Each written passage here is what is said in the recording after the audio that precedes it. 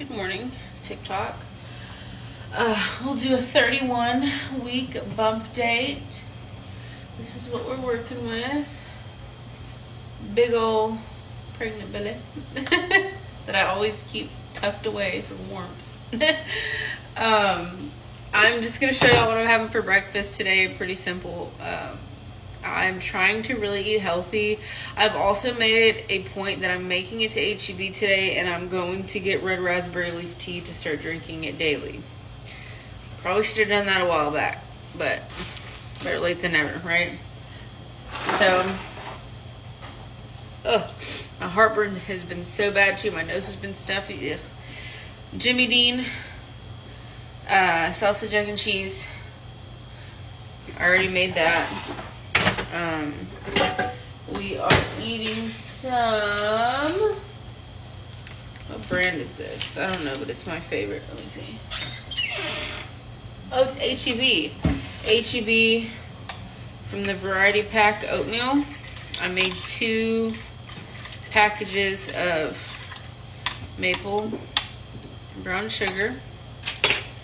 So there's that. And then also we're going to top it off with a few dates. If you know, you know. These really help prepare the cervix almost just as good as the red raspberry tea does. I got the whole dates. They do have pits in them that need to be taken out. I like the pitted ones, but I think that these taste a little better.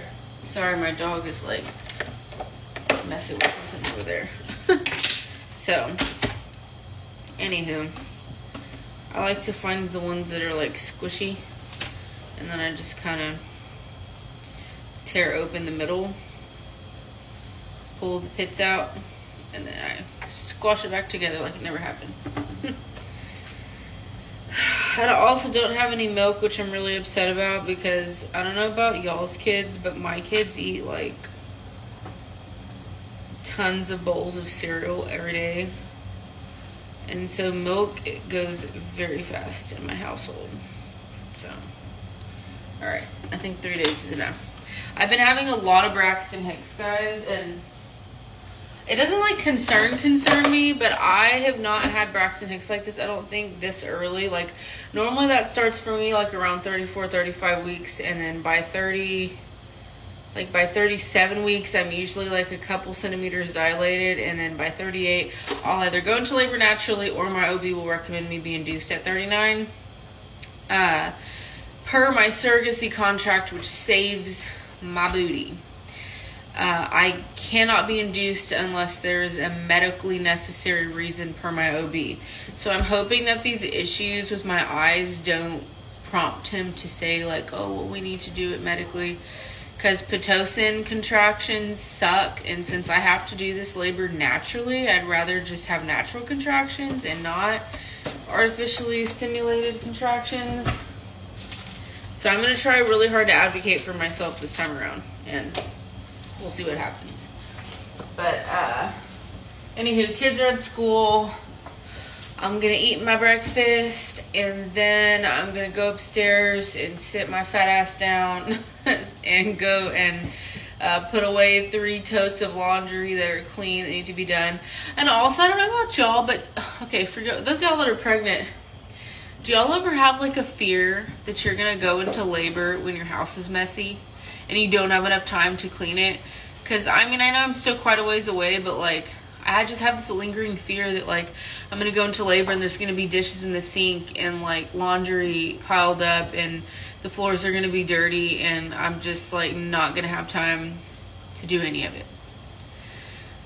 Oh, see Braxton Hicks right now. It hurts.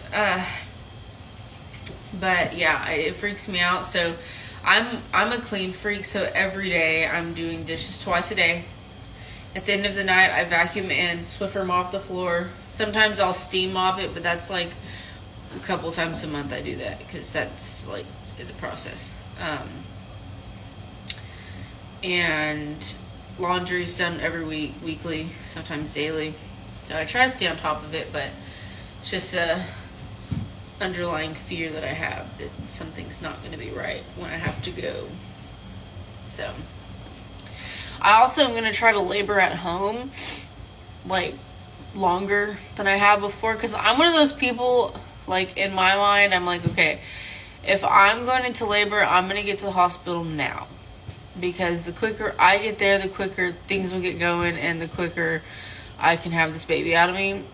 But also, I'm like, what if I wait at home to be more comfortable, which would be ideal? Labor here, I'm comfortable. Excuse me, I'm tired. If I wait around at home, but then I have this irrational fear of like getting in the car, and like I see all these videos on TikTok of like moms birthing in the car, and I'm just like, this is baby number 5 for me. And I've also heard from a lot of women in one of my surrogate groups that pregnancy or birth without an epidural can actually go way faster, more painful, but way faster. So what if like I wait too long and the baby starts coming out in the car or something crazy like that? And that would just terrify me. So I don't know what I'm gonna do, but I'm just gonna try not to be a weenie about it when it happens. I have at the minimum at least 7 weeks left to bake this little baby, get her all nice and plump for her mom and dad. They are in California, and I have checked on them a couple times to make sure that their location isn't one of the locations that the fires are really bad, and they're not, thank God. So they're all good to go there, and they're anxiously awaiting the arrival of their daughter. So bake, little baby, bake.